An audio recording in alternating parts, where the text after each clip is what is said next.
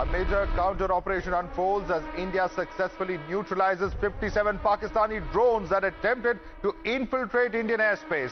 Indian Defence Forces have decimated these drones across several strategic locations, including Jammu and Samba. In a significant development, drones were also shot down in Udhampur and Akhnoor, thwarting any further breach of Indian territory. A key factor in this success has been India's Sudarshan Chakra defense system, which intercepted and eliminated these threats with precision. The system has proven its effectiveness, preventing any penetration of Indian airspace. Let's go right across to Pradeep Datta for more on this. Pradeep Datta is joining us. Pradeep, very clear that India's Sudarshan Chakra system, the S-400, essentially has been very effective in completely repelling any misadventure that Pakistan would have wanted to embark upon last night.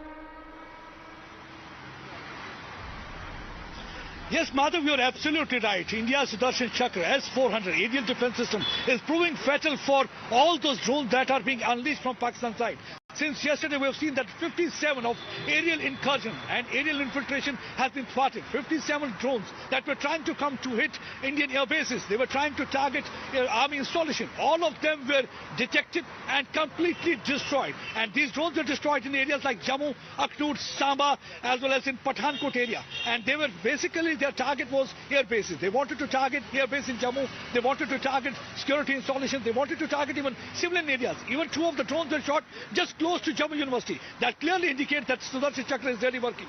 They are failing to penetrate into the Indian territory because this Sudarshan Chakra is acting like a Suraksha Kavach. It's like an iron shield that is preventing these drones from entering into the Indian territory. On the other hand, you can see that how Indians are able to hit them back. We have seen since yesterday, after this provocation from Pakistan side, India was able to target many of the cities in Pakistan, whether it was Lahore, whether it was Peshawar, whether it was Karachi, whether it was Islamabad. Even the capital city was not spared, and that has definitely sent shivers down the spine of Pakistan, because for the last 24 hours they have made several attempts. They tried to target 30 locations. In all 30 locations they have completely failed. First they tried to target 50 locations, they failed. Again they tried 50 locations, they failed. They tried to target Jammu because Jammu is on their misadventure radar. 3 attempts have been made. They even tried to push in terrorists. Nothing seems to be working for Pakistan. It appears that India is well prepared because India's offensive defensive policy seems to be working. When I say offensive policy, already we saw that Operation Sindoor 1, how India was able to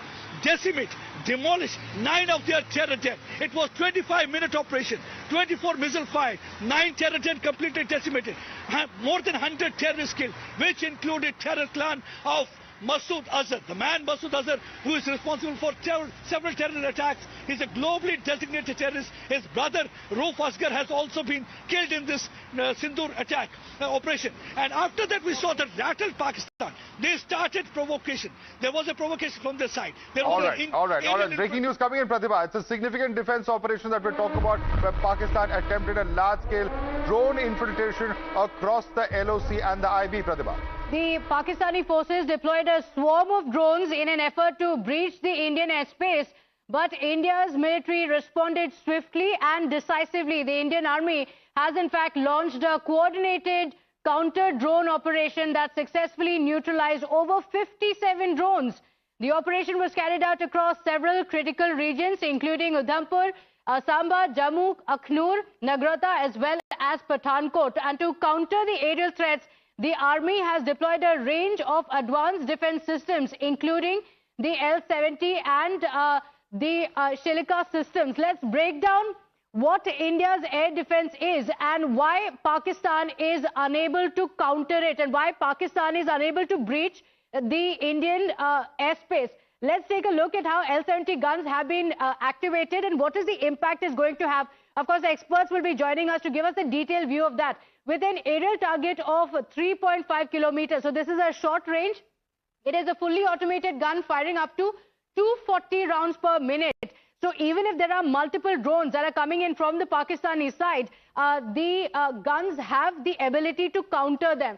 Now let's take a look at the short air defense. We've spoken about the S-400 and how it has a long range, but India in fact has multiple layers of security, and this is the short air range defense, and this is effective about 2 kilometers on the ground and 2.5 kilometers in the air. So any missile, any threat that comes in closer to the Indian airspace is thwarted with it. It is in fact equipped with radar for target acquisition and tracking, effective up to 2.5 kilometers. That's about the Silica systems. And the advanced counter-UAS equipment that we have, again, 2 to 3 kilometer radius, it can detect low radar cross-section targets like drones as well, Madhav.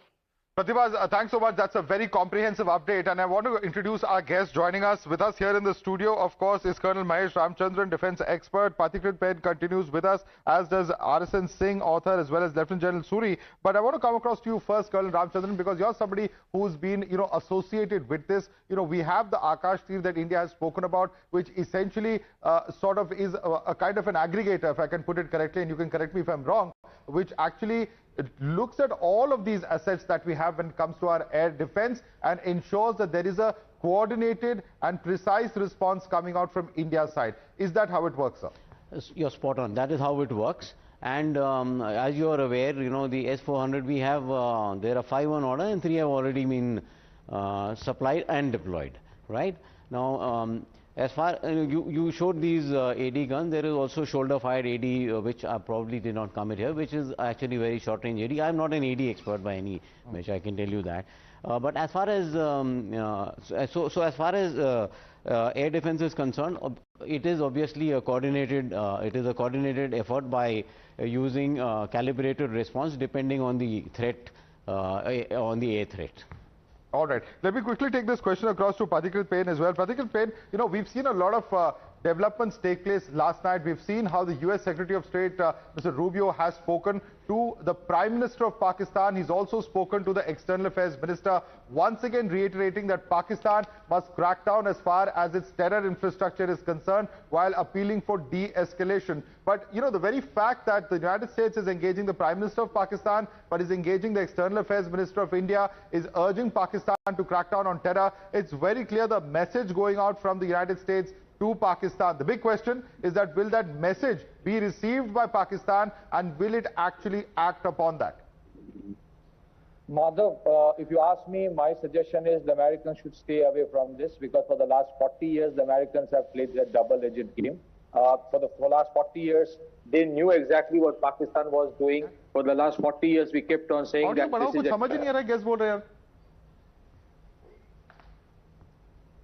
Madhav, can I start? Yes, please continue. Sorry, please continue. So I strongly believe the Americans should stay away from it, because for the last 40 years they have played a game of hunting with the hound and running with the rabbits, because they knew exactly for the last 40 years what the Pakistanis have been doing. We kept on saying that this is a terror state. They didn't act. From 26/11 to Balakot to Pulwama to Uri to Pathankot to several other blasts that happened in India, the Pakistanis has been responsible. Now, what has the Americans done? Even when the so-called war on terror was unleashed by the Americans, they just went in and targeted Al-Qaeda. They completely stayed away from any kind of harm on Lashkar-e-Toiba, Hizbul Mujahideen, Jaish-e-Mohammed, simply because these organizations do not target the Americans. So I think the Americans should stay away. I think JD Vance had made a statement recently, probably today morning, that it's none of our business. And I think that's the best thing the Americans should do. The Americans have cultivated this terrorism for the last 40 years. I think the administration is a little better, but on the whole, the American establishment is, even the S-400 that is now being used as part of the fold-year defense system, this is the one when India was acquiring, the Americans resisted it. The Americans imposed threatened sanctions of CAATSA on us, and on the contrary, the Pakistanis are using the F-16s, which under the end-user monitoring agreement, they are not supposed to use against India. Let me also say, what we are witnessing for the last 24 hours is, for the last 5-6 years, Prime Minister Modi has invested enormously on India's air defense and loitering munitions. You have a system starting from S-400 to the MR-SAM to the Akash. Then you have Strela, Tunguska, Chilka. These are the ones which have been upgraded with electro-optical fiber control system, and then you have the integrated approach to Akash. This is an entirely integrated approach with a communication system. Imagine from Gujarat to Jammu, that entire spectrum is being covered, and it has completely exposed the Chinese air defense systems that Pakistanis have, on which the loitering munitions did the wonders yesterday morning. Let me bring in Mr. Arisan Singh on that. Mr. Arisan Singh, of course, if the United States had its way, it would want India to buy all its military hardware from the US. That's of course not possible because India has good ties with several of the defense producers across the world. So whether it's Israel, whether it's France, whether it is Russia, India of course has its own choice in terms of, as a sovereign country, what its requirements are and what is the best that will be implementable as far as India is concerned. In that sense, of course, it's going to be very important to see how India raises the issue of the F-16 being used against India and how India will be able to effectively take that up with the United States. How do you view this developing, Arisan Singh? Let's not forget the fact that we unleashed a water bomb, that is IWT, when J.D. Vance was on Indian soil. This IWT was brokered by the World Bank / the USA. So I'm not at all surprised by the statement he has made. Coming to the air defense system, yes, Pathikrit was right. I have not seen, in modern warfare, this kind of performance by any air defense network. And much of the credit I give to the standoff that we had with the Chinese, in the wake of Galwan. I think it is in that theater that we perfected our air defense air defense network and system. And that is what is serving us.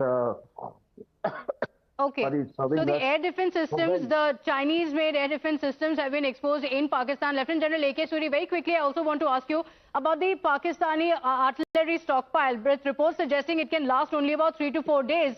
But it has not stopped Pakistan. It has continued to, try to attack India time and again, despite reports suggesting that their artillery stockpile is very quickly depleting, and yet they continue. Yes, I agree with you. The issue is Pakistan is desperate at the moment. So that is why, they're resorting to such dastardly, such cowardly acts of targeting civilian population, despite knowing fully well that they don't have, adequate stockpiles, perhaps not only artillery, it is everything. It is perhaps fuel, it is ATF, it is the other armaments also, which they know they cannot last for a very longish war. So in desperation, they are at it, resorting to all such activities. That's it. Okay, so there's very clearly no strategy in place, and Pakistan is aware of the situation but has come in to fight despite knowing very well that it can't last. So realistically, Pakistan is also aware of the situation. India, though, has struck Pakistan strategically, diplomatically, and will now also strike financially. We'll come back with that discussion. Quick break. We'll be right back.